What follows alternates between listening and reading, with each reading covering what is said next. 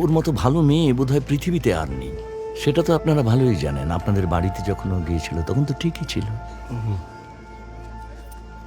ওর জন্যই না আমরা সবার সাথে যোগাযোগ বন্ধ করে দিয়েছি, আত্মীয় স্বজন।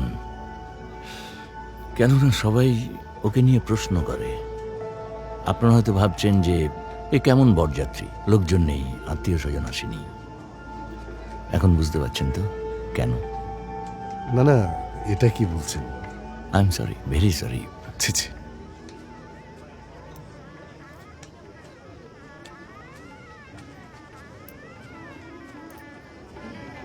ঠিক আছে, তুমি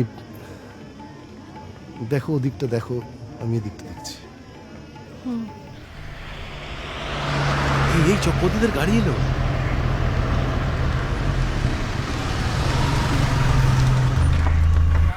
আরে শুনলাম চক্রবর্তী বাড়িতে নাকি বিয়ে ছিল, জানতেন নাকি আপনারা? জানবো কি করে? নেমন্তন্ন করেছিল নাকি কাউকে? আরে এরা তো চিরকালই এমনি।